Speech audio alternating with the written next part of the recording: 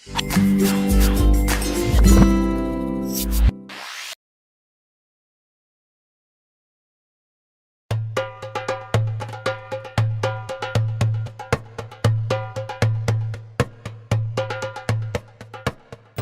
saat itu, orang-orang mendatangi Nabi Yusuf untuk menafsirkan mimpi mereka. Nabi Yusuf pun menggunakan kelebihan yang ia miliki sebagai sarana untuk berdakwah. Orang-orang pun mulai mempercayai Yusuf sebagai nabi dan mengikuti dakwahnya. Pada suatu hari, Raja Mesir bermimpi aneh. Mimpi itu terjadi berulang-ulang. Ia pun kemudian mengumpulkan seluruh peramal mimpi ke istana dan ingin menanyakan apa arti mimpinya itu.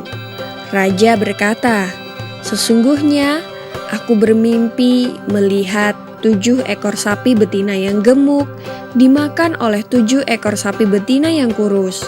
Lalu ada 7 buah biji hijau dan 7 buah biji lainnya yang kering."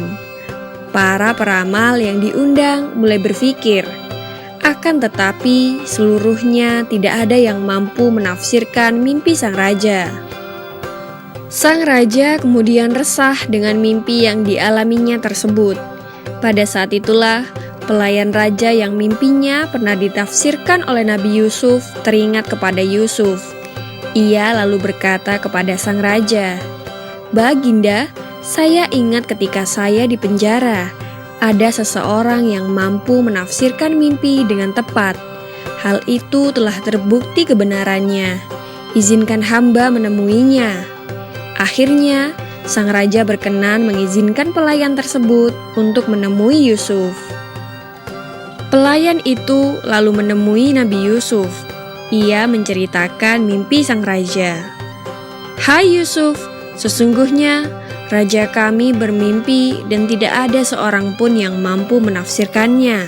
Oleh karena itu, terangkanlah kepada kami tentang 7 ekor sapi betina yang gemuk dimakan oleh 7 ekor sapi betina yang kurus.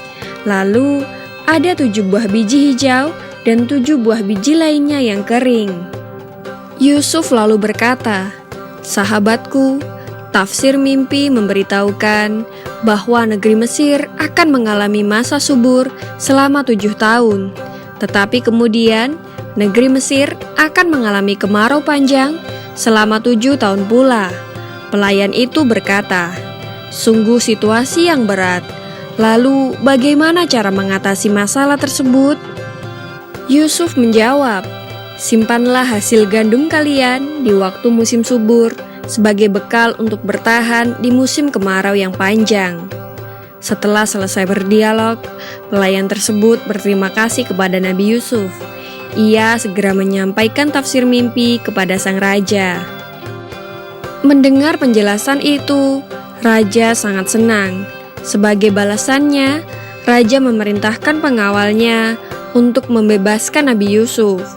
Akan tetapi, Nabi Yusuf menolak. Ia menolak dibebaskan sebelum perkaranya disidangkan dan ia diputuskan tidak bersalah. Kemudian sang raja kembali mengangkat permasalahan Yusuf. Ia mencoba untuk mencari kebenarannya. Semua orang yang terlibat dalam masalah tersebut dipanggil dan dimintai kesaksiannya atas peristiwa yang menimpa Yusuf. Pada saat itulah Zulaikha mengakui kesalahannya. Pengakuan Zulaikha menjadi bukti bahwa Yusuf memang tidak bersalah. Pada akhirnya, Nabi Yusuf dibebaskan. Ia berkata, "Pembuktian dengan pengadilan ini agar Kitfir al-Aziz mengetahui bahwa sesungguhnya aku tidak berkhianat kepadanya di belakang dan bahwa Allah tidak meridhoi tipu daya orang-orang yang berkhianat." Nabi Yusuf pun bersyukur kepada Allah karena kebenaran telah dibuktikan. Demikianlah kisah Nabi Yusuf alaihissalam menafsirkan mimpi raja. Di video selanjutnya akan dikisahkan bagaimana Nabi Yusuf diangkat menjadi pejabat negeri Mesir. Nantikan kisahnya hanya di channel YouTube Anak Muslim.